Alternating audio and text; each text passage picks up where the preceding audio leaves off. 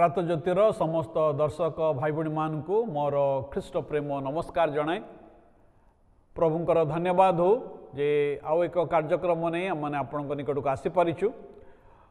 मु आपण मान को धन्यवाद जनाए जे आपण मैंने नियमित भाव में आम कार्यक्रम देखुंट।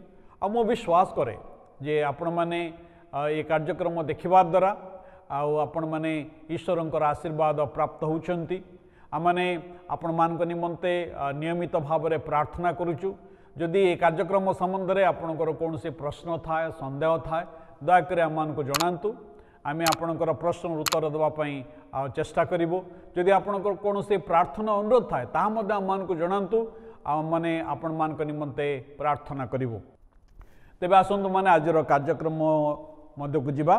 आज आम जो प्रसंग में अल्प समय निमंते आलोचना करवा आ तार शीर्षक है आपण स्वर्ग जाउछंती के।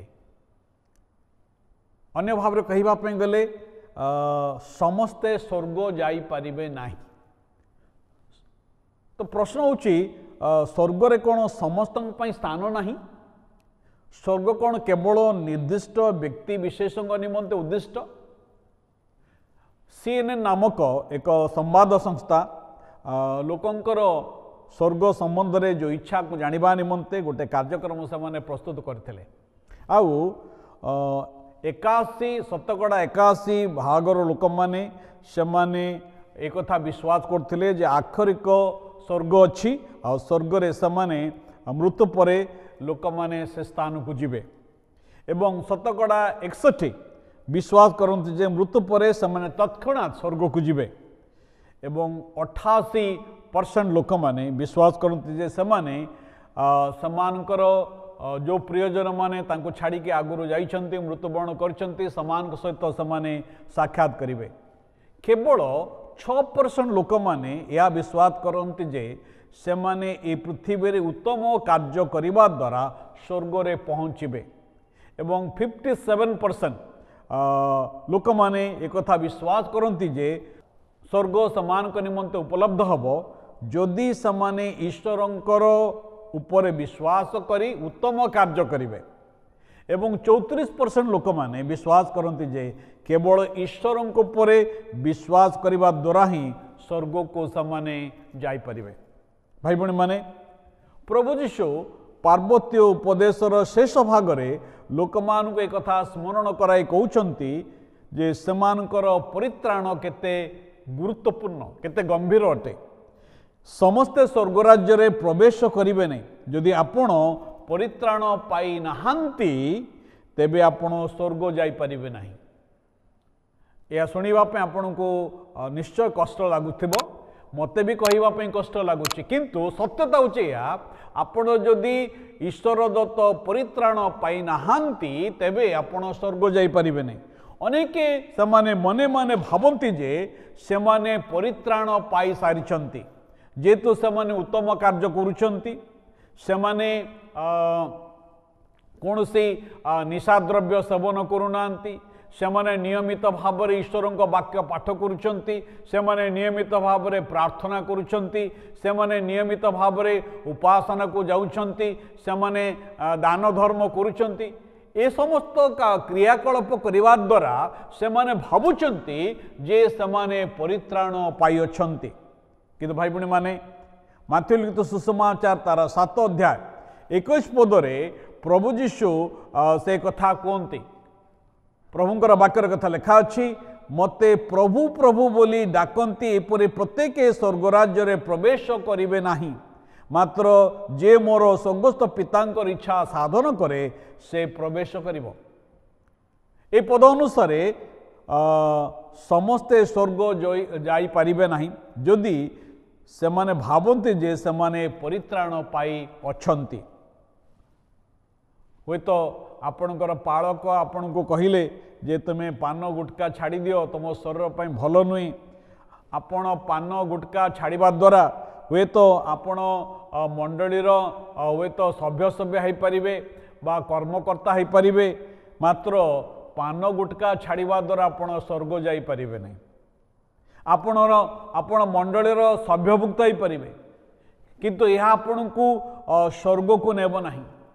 आपण को स्वर्ग को जीवाई हेले कौन करने को हम ताहा ईश्वर वाक्य आम देखुचु ये प्रभु जीशु एक कथा कहते जे जो माने मते प्रभु प्रभु बोली आउ डाकती एपरि प्रत्येक स्वर्ग राज्य रे प्रवेश करिवे नाही मात्र जे मोर स्वर्गस्थ पितांकर इच्छा साधन करे से प्रवेश करिवो।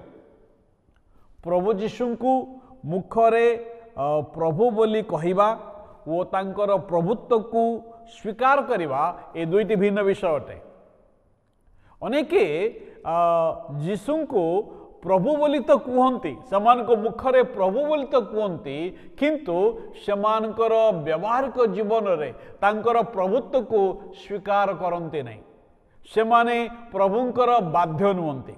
भाई भणी माने आज प्रभु आम को प्रेम करुथिबारु से आम को आह्वान दियंती जेपरि आमने तांकर प्रभुत्व को स्वीकार करू। अनेक समय लोक मैंने जीशु निकट को आसती जीशु जे परित्राण करता है से जानती कारण जीशु निकट प्रार्थना कले समान को रोग सुस्थ हम समान समस्यार समाधान पाइबे समानकर जहाँ प्रयोजन विषय से प्राप्त हे आउ समानकर संकट दूर हो समस्यार समाधान हो एक जानी से जीशु निकट को आसती जीशु को उद्धारकर्ता भाव में परित्राणकर्ता भाव में ग्रहण करवा समान निमंते कौन से असुविधा नहीं किंतु जीशु निकट में निजको समर्पण करी तांकर प्रभुत्व को स्वीकार करवा समान निमंते बड़ कष्टकर विषय अटे। से अनेक से दिन तांको प्रभु प्रभु बोली डाकिबे मात्र से स्वर्ग राज्य में प्रवेश करेंगे नहीं। से ईश्वर वाक्य एक कथा लिखा अच्छी जे अनेके आहूत मात्र अल्प मनोनीत अनेके आहूत मात्र अल्प मनोनीत जदि आपण डका जाइछंती आह्वान पाइछंती प्रभु आपण को प्रेम करते से ये आह्वान दियंते हे परिश्रांत भारग्रस्त लोक समस्ते तुमने मो निकट को आस मु तुम मान को विश्राम देवी आपण से डाकुछंती आपण को से प्रेम करती तेणु एबे आपण जदि तांको जीवन रे ग्रहण करिसंती तांकर प्रभुत्व को स्वीकार करिसंती तेबे जाई आपण ईश्वरंकर राज्य रे प्रवेश करि परिबे आपण स्वर्ग राज्य को जाई परिबे। भाई बहन माने स्वर्ग आपणकर अटे ईश्वर आपण को प्रेम करती से आपण को तांको निकट को नेवा पई चाहती आपण कौन प्रभु श्रीकृष्णकर प्रभुत्व को स्वीकार करिवे कि तांको हृदय रे उद्धारकर्ता भाव में स्वीकार करिवे कि से आपण हृदय को आसवाई चाहती एवं आपण को अनंत जीवन देवाई चाहती। आसंता माने प्रार्थना करवा।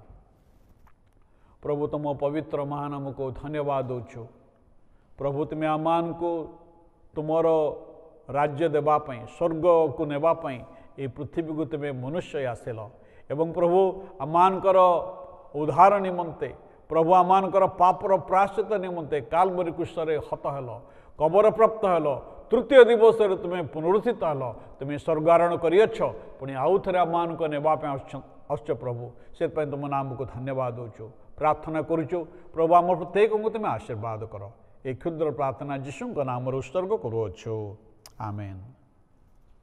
समस्त नमस्कार ईश्वर आपण मान आशीर्वाद करंतु।